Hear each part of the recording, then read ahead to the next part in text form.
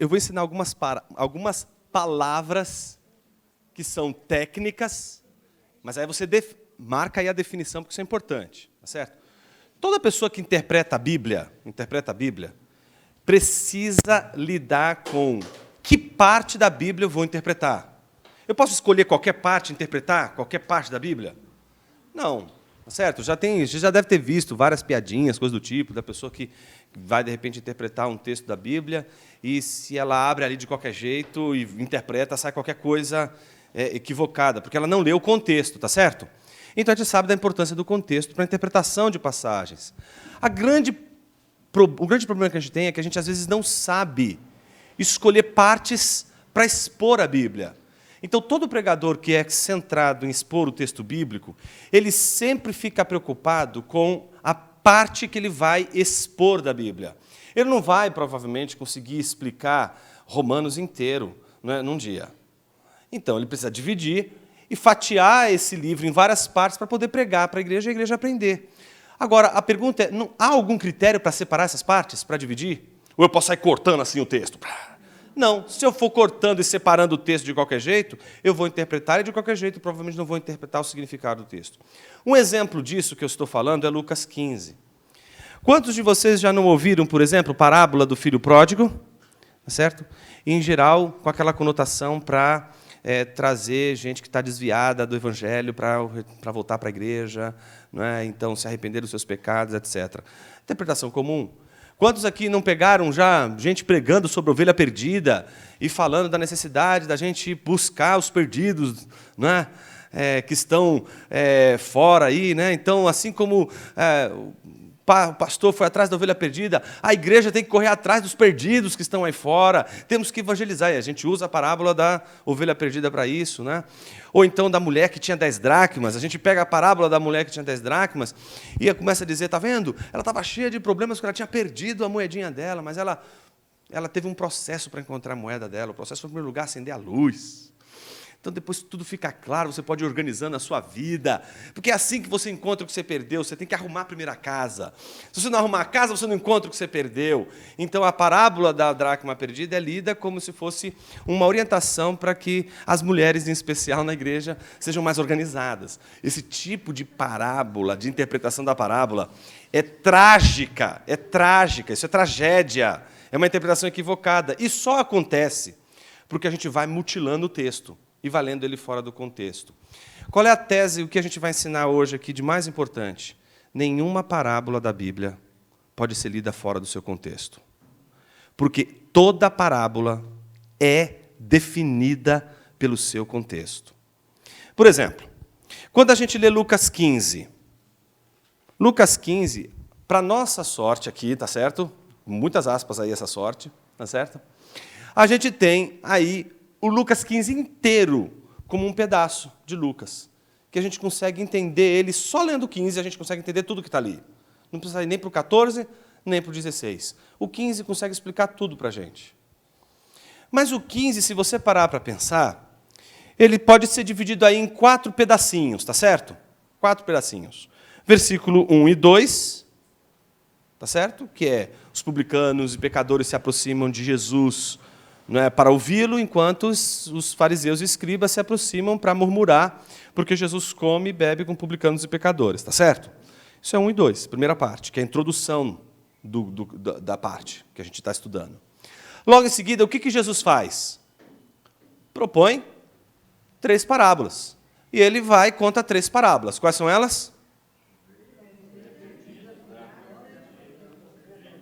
Não, são 3 parábolas. Aí Jesus propõe as 3 parábolas, e aí ele usa essas 3 parábolas, tá certo?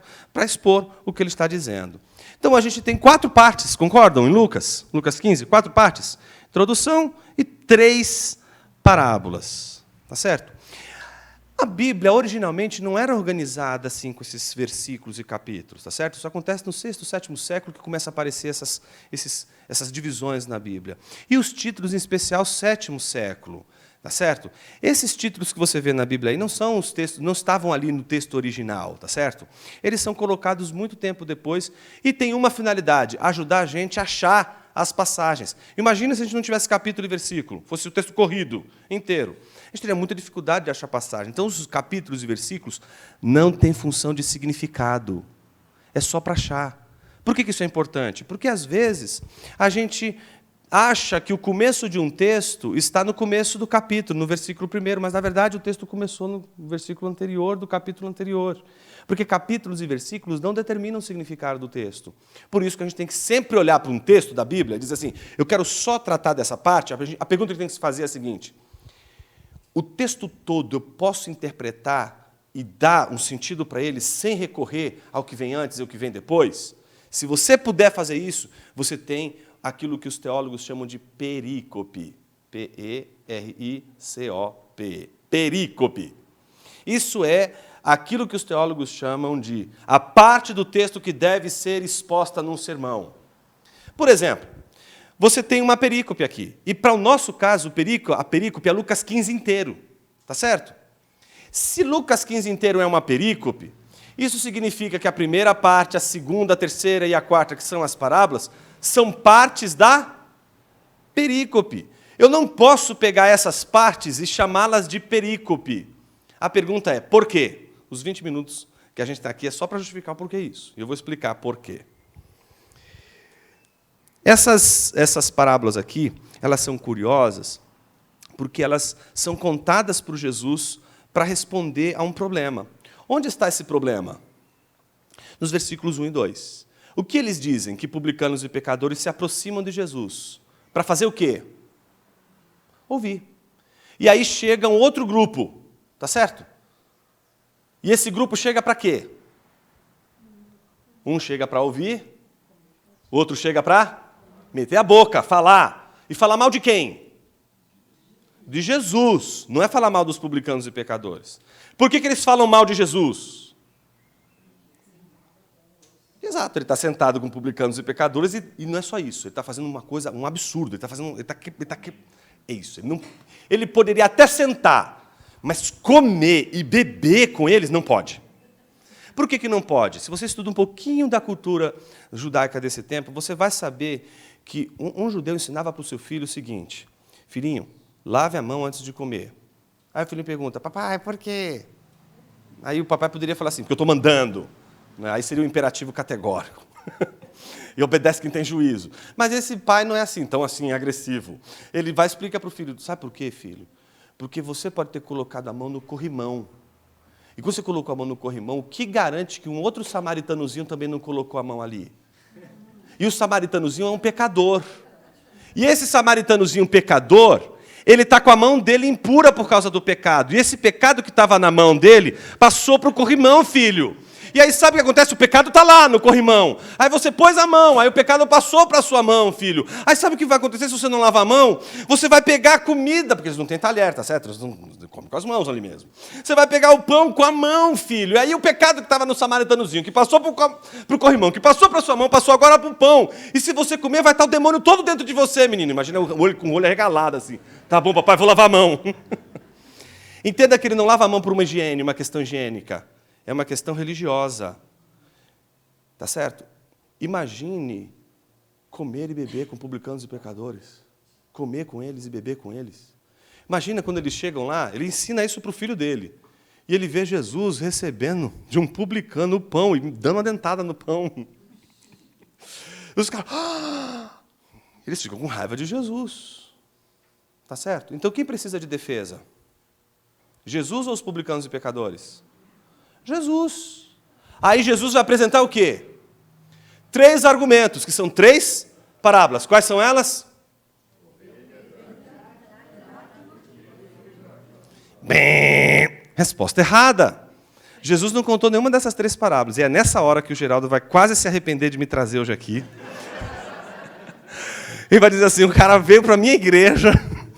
que é ciosa e cuidadosa com a pregação da palavra para me contar heresia. Não, não é contar heresia. Primeiro, eu vou contar para vocês bem rapidinho como é que eu me livrei de uma surra.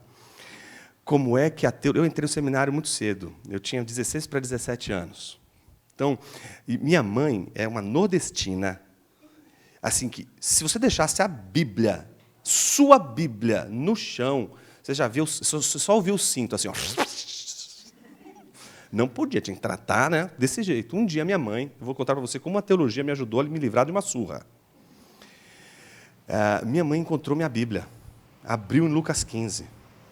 E todos esses títulos aí estavam riscados.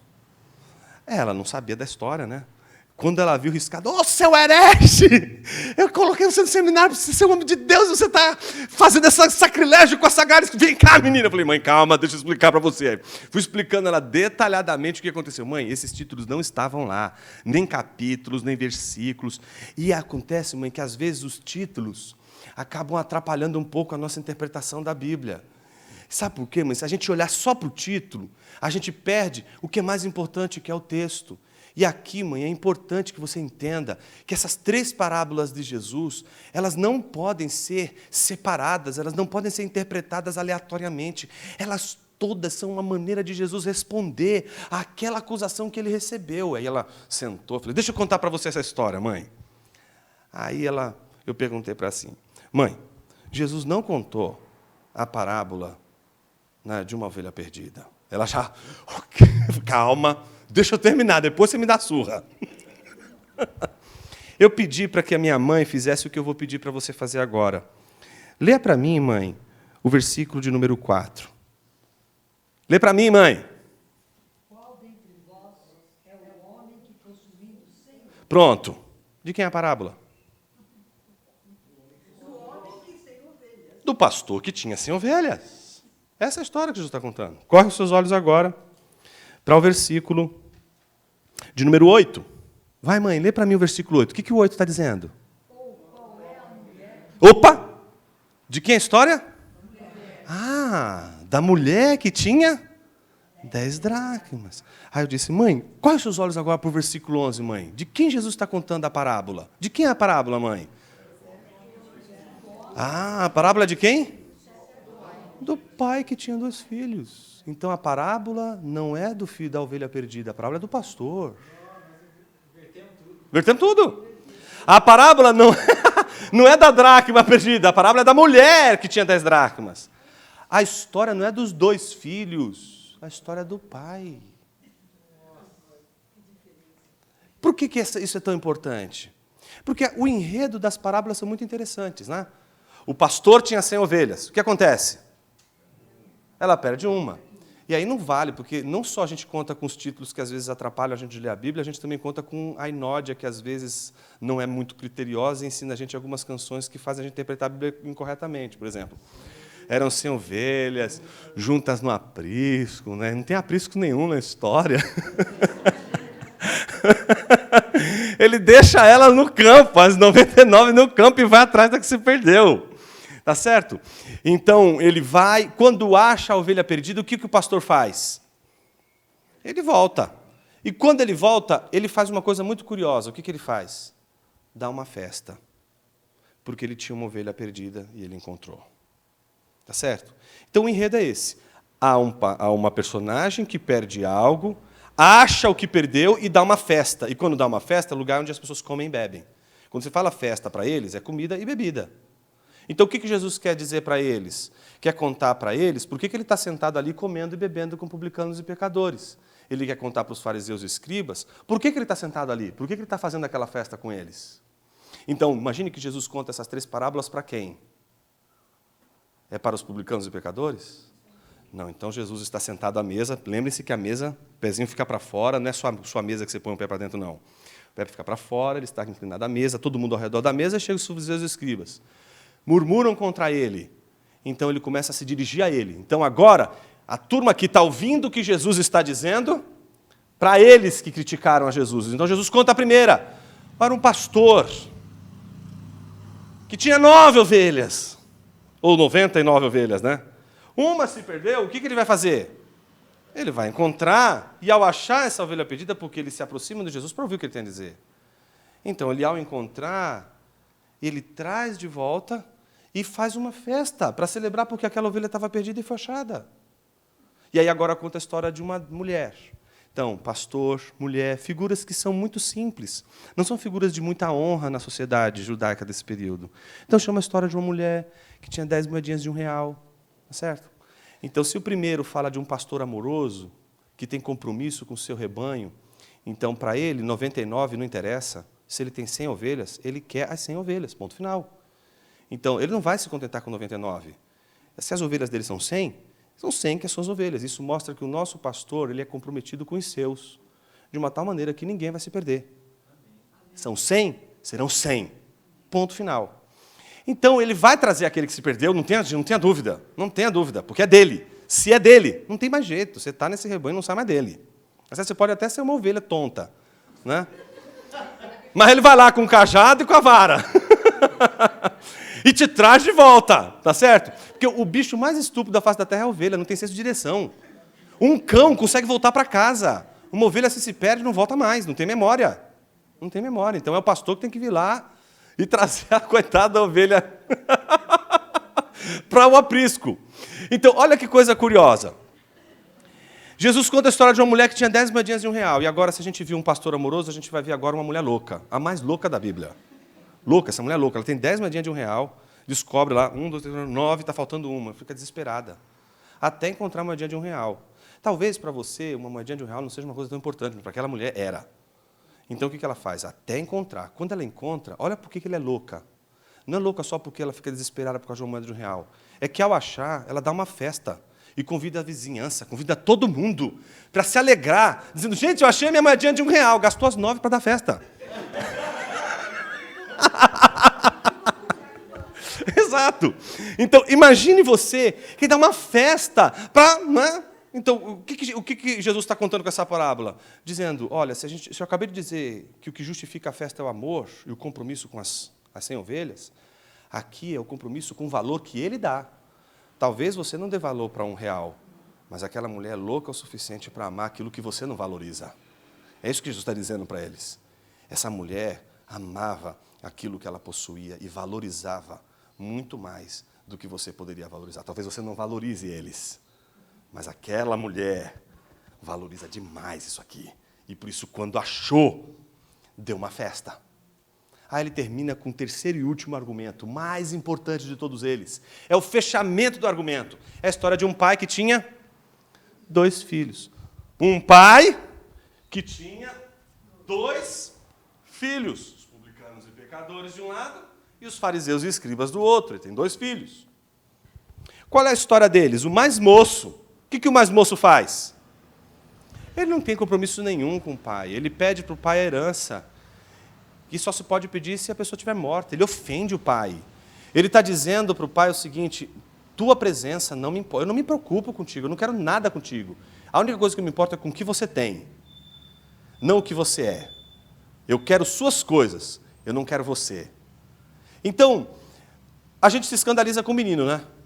Mas Jesus, quando conta essa parábola, ele espera que os fariseus e escribas se escandalizem com o pai e não com o menino. Porque o que você... Se você não se escandalizasse com o pai, seria se ele fizesse assim, menino, seu avô me ensinou que a gente conquista tudo com sangue, suor e lágrimas. Se você quer a minha herança, espere eu morrer. E enquanto não estiver morto, trabalhe. Mas você não vai ter 1 centavo de mim. Aí você poderia falar assim, é isso aí, pai. Você agiu com justiça, é isso mesmo. Ou então um pai mais molengão, né? Mas assim, tá bom, filho, eu vou te dar aqui. Mas aí passa aquele sermão, né? Meu filho, cuidado, esse mundo está perdido. Você vai se enfiar em cada coisa. Não faz isso, menino. Não, esse pai, o que ele faz? Ele escandaliza porque quando o menino pede, isso tem um nome. Graça. É aquilo que Deus dá e a gente não merece. E o que aquele menino faz com a graça? Tripudia, né? Gasta tudo, não sabe usar. Mas a Bíblia diz que aquele pai tinha ensinado muito bem aquele menino nos mandamentos do Senhor. Como a gente sabe disso? Porque quando ele está ali, no meio do estádio do Palestra Itália, né? No meio dos porcos ali. Ele lembra, é um palmeirense que está falando, eu posso, vocês não. Você que não é palmeirense não pode. Então ele está ali no meio daquele chiqueiro. O que acontece? A Bíblia diz que ele lembra do ensino do pai, porque ele faz uma oração a Deus dizendo, pai, pequei contra ti. Por que ele sabe que ele pecou contra Deus? Porque ele não honrou o pai e a mãe. O mandamento que aquele menino quebrou foi honra teu pai e tua mãe. Ele desonrou o pai dele. E ele sabe que o que ele cometeu não foi um crime apenas com o pai dele, mas foi com o pai que está nos céus. Mas ele disse, Senhor, eu vou voltar e vou pedir perdão. Direi, Pai, trata-me como um dos teus trabalhadores. E é isso que acontece, ele volta, mas a história não é dele, tá certo? A história de quem que é? Do pai. A Bíblia diz que o pai o avista de longe.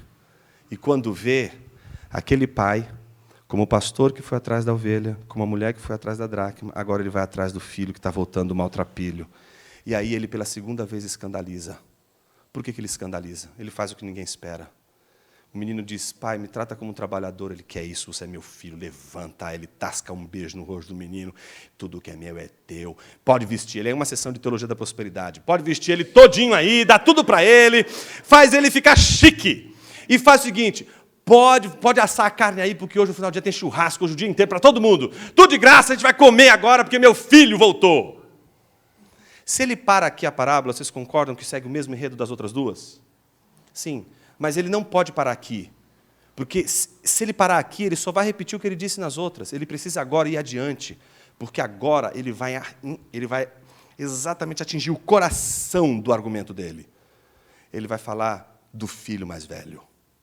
E agora ele vai olhar no olho dos fariseus e escribas e vai dizer que o filho mais velho, quando estava se aproximando, ouviu o som da festa, viu as pessoas rindo, sorrindo, viu que tinha acontecido, estava acontecendo alguma coisa. Então um dos funcionários passa ali, ele diz, o que está acontecendo aí? Ele diz, pai, você não sabe o que aconteceu. É o meu irmão, né? Não, o seu irmão. O problema é seu pai. O que meu pai fez? Deu uma festa para ele. Sabe aquelas coisas que você queria? Deu tudo para ele. Deu festa, deu tudo. O quê? Não, fica indignado com quem? Ele fica indignado com o irmão? Não, ele fica indignado com o pai e se afasta. E aí a cena mais linda da parábola. O pai é como o pastor que vai atrás da ovelha, como a mulher que vai atrás da dracma, e como aquele que foi atrás do filho maltrapilho, ao perceber a ausência do filho na festa, e não vendo o filho sentado ali à mesa com ele e o irmão, ele se levanta, vai até o filho mais velho e diz, filho, por que você não está comendo e bebendo aqui com a gente? Seu irmão estava perdido e foi encontrado. Então, o que o menino diz? Você é louco! Eu estou servindo aqui nessa igreja há 30 anos. Estou cuidando de tudo aqui. Eu amo sua obra, faço tudo bonitinho para o Senhor. E o Senhor dá uma festa para ele. Quanto tempo eu estou te servindo, o Senhor não me dá nada. Ele diz, mas quem diz que eu não te dou, meu filho? Tudo que é meu é teu. Se você quisesse fazer a mesma coisa que seu irmão fez, você poderia ter feito. Eu acreditava que você não tinha feito, porque eu pensava que você era feliz aqui, que o mais importante você tinha, que sou eu. Tá certo? Seu irmão saiu daqui porque ele disse que não queria nada comigo e tentou viver a vida sem mim. Mas eu achava que você estava suficientemente feliz porque você tinha tudo o que você precisava, que não é a minha herança, que sou eu mesmo. Esquenta com isso não, o que é importante é que seu irmão está aqui, ó. E ele voltou. Nessa hora, minha mãe estava chorando. Eu já vi que não ia apanhar. Me livrei da surra. Ela enxugou uma lágrima e disse assim, filho, eu sou esse irmão mais velho. Será que tem perdão? Tem. Claro que tem. Basta sentar-se à mesa com o pai. O que aconteceu com aqueles fariseus? A gente não sabe, né? Mas não faltou o convite para eles se sentarem à mesa do pai. Os pecadores estão perdidos dentro e fora. Eles não só estão perdidos fora da casa de Deus, eles também podem estar perdidos aqui dentro. Bom, tudo isso mostra como seria empobrecedor você ler apenas uma dessas parábolas isoladamente. Onde é que você vai querer agora ler esse texto sozinho, sem comparar elas três? Não tem mais, né? Por quê? Você percebeu que as três parábolas, elas estão conectadas, você não pode interpretá-las separadas. Então, aqui fica a lição de hoje. Um texto que é uma perícope tem partes. E se ela tem partes, você não pode separar essas partes. Suponhamos que alguém te convide para dar um ensino. E diga assim, pregue aqui sobre o texto da ovelha perdida. Você vai dizer, tá bom. Você não vai dizer que você não vai aproveitar para ensinar, você vai ensinar. Só que na hora de ensinar, você vai dizer, irmãos, essa parábola aqui só pode ser ensinada se a gente considerar o texto inteiro de Lucas 15. Por isso, para explicar essa parábola da ovelha, eu vou ter que explicar o todo, tá bom, meus irmãos? Vamos lá. Primeiro passo. Por quê? Senão você vai tirar aquele texto do seu contexto e não vai conseguir interpretar aquela parábola corretamente. Então, sempre que você for ler uma parábola, a pergunta que você tem que se fazer é: qual é o contexto dela? E ver por que Jesus está contando aquela parábola. Sempre há um sentido na parábola, e esse sentido você vai encontrar no contexto dela. O contexto vai determinar o sentido da parábola. Tá certo? Perguntas? Sabe a filha do pão? Sei. Vou ter que sair dela. Depois dessa aula.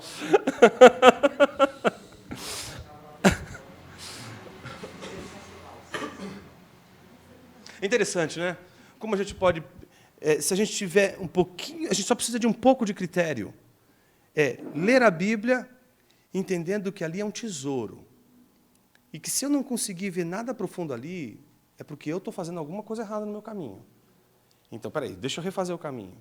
Talvez o caminho seja mais difícil, seja o caminho de você, sabe, polir, ler, reler, não é? E dali tentar ver as relações dos textos, porque são as relações entre eles que interessam na exposição da Bíblia e no entendimento dela. Unir, claro. Exatamente. Tridimensional. Mas no fundo é uma coisa só. Exatamente. É um sentido que perpassa as 3 parábolas, e se você entendeu ele, você entende todas as outras parábolas. Então, pastor, aproveitando, você ia falar ainda? Não. Aproveitando por uma questão prática, é que criou-se então uma cultura até musical, como o senhor falou, toda uma cultura evangélica em torno da parábola das 100 ovelhas. Uhum. Muito bem foi exposto aí, não é a parábola das 100 ovelhas. Isso, do pastor. Pastor das ovelhas. Mas em cima dessa parábola das 100 ovelhas, criou-se aquela cultura de que a igreja precisa se preocupar, Com perdido. eu diria até demasiadamente, com aquele que ficou no caminho. Isso. Até uma pressão, às vezes, nesse sentido, não, porque a ovelha não pode ficar lá e tal. E às vezes eu vejo até o líder tão preocupado com essas ovelhas, a ovelha que ficou, que tem 99 ali que precisa de cuidado e tal. E a gente começa a viver um drama. Peraí, eu cuido de quem quer ser pastoreado, ou eu tenho que ir atrás de quem não quer ser? Isso, não quer muito ser bom. pastor? Muito boa Ele pergunta. traz só uma... Muito boa a sua colocação. Por que é importante a gente entender que a responsabilidade de buscar a ovelha perdida não é nossa, mas é do pastor? Não é nossa, mas é da mulher. Não é nossa, mas é do pai. Porque tanto o pai como a mulher, como o pastor, representam Jesus Cristo. Quem é que traz o pecador de volta para a cruz? Não é o evangelista, não é o presbítero, não é o diácono, não é o irmão da igreja. Quem traz é Jesus. Por isso que a gente fica tão desesperado quando nós, que temos a obrigação de ensinar nossos filhos, os filhos da aliança, no caminho do Senhor, e a gente tem um compromisso de ensiná-los debaixo da orientação da palavra de Deus, a gente se desespera quando eles saem, quando eles tomam outro caminho. E aí, é muito comum os pais, no seu senso de onipotência, que precisa ser confessado como um pecado da onipotência, porque eles acham que é obrigação deles, e foi talvez uma falha deles que fez os meninos se desviarem. Então, agora ele se sente o mais culpado de todos e diz, olha, eu acho que eu fiz muita besteira com meus filhos, e agora... E, realmente, muita coisa a gente pode fazer errado na educação de nossos filhos, mas nenhum filho sai dos caminhos de Jesus pelas falhas dos seus pais. Ele sai do caminho de Jesus por causa das idolatrias do seu coração. Não é você que desviou seu filho, é seu filho que encontrou um ídolo. E se você está ali, e é o pai, se você é a mãe, a sua missão é exortá-lo. Tá certo? Exortá-lo. E dá para ele a palavra. Qual é a palavra? Ensina o filho no caminho que deve andar. Não terceiriza isso para a igreja. Isso não é da igreja. A igreja não tem que fazer isso. A igreja vai fazer é te dar ensino para que você garanta que seu filho sabe os mandamentos do Senhor. Por quê? Essa é a sua obrigação. Se ele se desviar, quando ele estiver lá no chiqueirinho, ele vai lembrar do que você disse da palavra de Deus, que seu filho lembre do que você ensinou para ele, que seu filho tenha alguma coisa no coração dele gravado do evangelho que você plantou ali. Então, se você tem uma responsabilidade de cuidar dos seus filhos, não é? Essa responsabilidade diz respeito exatamente ao ensino da palavra. Então, eu entendo que quem vai trazê-los de volta, quem traz os eleitos de Deus, não os apóstatas que não são eleitos, mas os que são eleitos de Deus e que desviaram, esfriaram a sua fé e que trazem ele de volta para a membresia, de volta para o corpo de Cristo, é Cristo Jesus. Salmo 119 é maravilhoso. Vamos ler, brincadeira, não vou fazer isso não. É só brincadeira. Mas Salmo 119 eu queria desafiar você a ler ele como se fosse um alimento. Tira uma semana para ler o Salmo 119, parte por parte. Eu quero desafiar você a perceber que ali é um jovem que ama muito a palavra de Deus, e ele, do Salmo 119 inteiro, ele vai elogiando a palavra de Deus, ele vai dizendo como a palavra de Deus me faz feliz, como a palavra de Deus é lâmpada para os meus pés e luz para o meu caminho, ela me é mais doce do que o mel, tá certo? É a palavra que diz, dos meus olhos correm rios de lágrimas quando eu vejo os homens não cumprirem a tua lei. É o Salmo 119 que diz, a tua palavra me fez mais sábio do que os mestres e mais sábio do que os mais velhos. É a tua palavra. Então, ele elogia a palavra inteira, tá certo? O próprio Salmo 119, ele é construído a partir do abecedário hebraico. E então, fazendo menção ali, o tempo todo à lei do Senhor, ao mandamento do Senhor, à palavra do Senhor, tá certo? Mas você já parou para imaginar como termina esse Salmo 119? Abre lá, rapidinho. O último versículo. Salmo 119.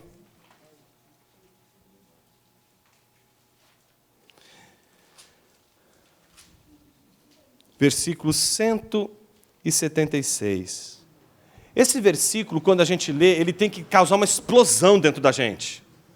Ele diz, desgarrei-me como uma ovelha perdida.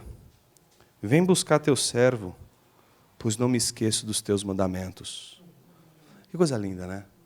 Como pode um jovem que ama tanto a palavra de Deus, que diz que se desvia do mal por causa da palavra de Deus, que a palavra de Deus é o mel, é mais delicioso que o mel, que tem amor pela palavra de Deus, como é que ele pode ser uma ovelha perdida? Pode. E ele tem consciência disso. E por que ele sabe que ele é uma ovelha perdida? Ele sabe que os mandamentos de Deus estão gravados no seu coração, ele sabe que está perdido, ele sabe que a lei do Senhor é aquilo que ele mais precisa, só que ele não sabe voltar. Ele é uma ovelha. Eu já disse para você, ovelha é um bicho estúpido.